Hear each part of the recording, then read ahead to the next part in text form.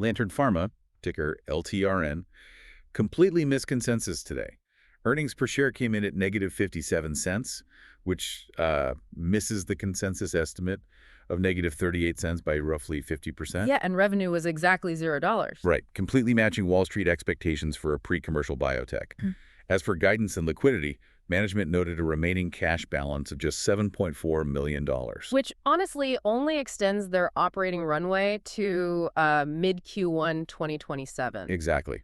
And the stock reacted accordingly. Shares fell 3.8% in pre-market trading to $2.53, and then eventually closed down 3.08% at $2.52. So if you're looking at your portfolio right now, I mean, that 57-cent miss probably made you wince a bit. Yeah. But imagine missing your earnings targets by 50% and while still having a fundamentally better operating quarter than last year. Wait, hold on. How can their operating quarter actually be better if they just missed Wall Street's EPS estimates by 50%? I mean, to me, this looks like an accounting optical illusion. Yeah, it totally does. The headline loss widened, but their actual cash burn didn't. Walk me through that. You hit the nail on the head. The discrepancy was driven by a $3.6 million non-cash warrant expense tied to a May financing round. So warrants, like coupons to buy stock later. Exactly. Think of them as coupons.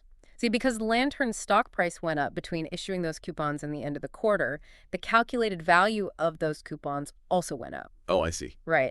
And accounting rules forced them to log that change in value as an expense, even though absolutely no cash left the building. Okay, so if we strip out that paper loss, what does the real cash situation look like? Their actual loss from operations improved by 25% year over year. It dropped to $3.5 million. Wow, that's a big drop. Yeah.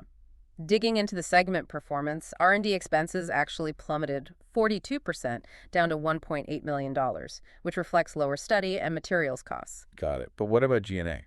Meanwhile, G&A actually ticked up 8% to $1.7 million.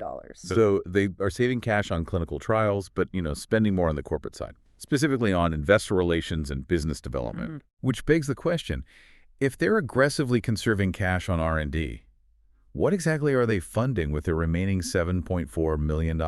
Well, they're heavily prioritizing their LP300 harmonic trial for lung cancer.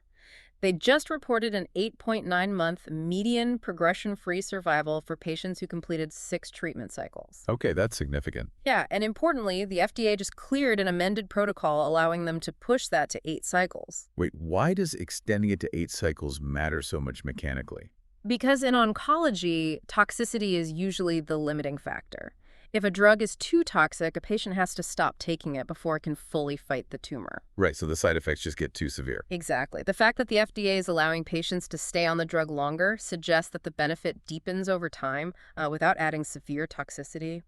Management even mentioned active partnering discussions with large pharma companies for this program. That makes total sense for the clinical side. But they also announced a major structural change, right?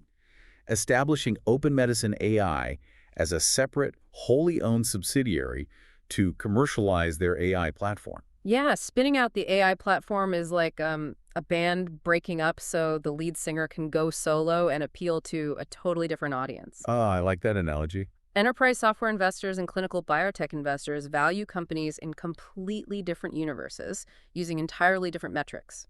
By spinning it out, Lantern is attempting to put their AI platform in front of software investors to raise independent capital. Without the heavy baggage of clinical trial costs dragging down the valuation. Precisely. It sounds like a smart strategic pivot.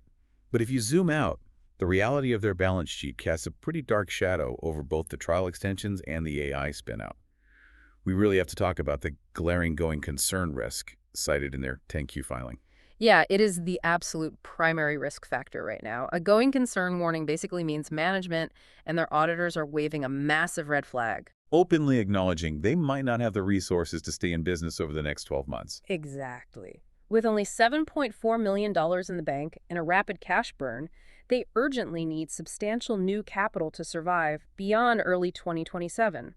And for retail investors holding the stock, securing new capital at a $2 share price almost certainly means severe shareholder dilution. Oh yeah, inevitably. They have to issue a mountain of new shares to raise meaningful cash, which shrinks the value of the shares you already own. Right. They have promising clinical data and a fresh AI entity, but they desperately need the financial fuel to reach their next milestone before the clock runs out. So definitely a ticking clock situation. Make sure you follow the show for daily earnings coverage to stay ahead of reports just like this one. For sure. But before we go, consider this.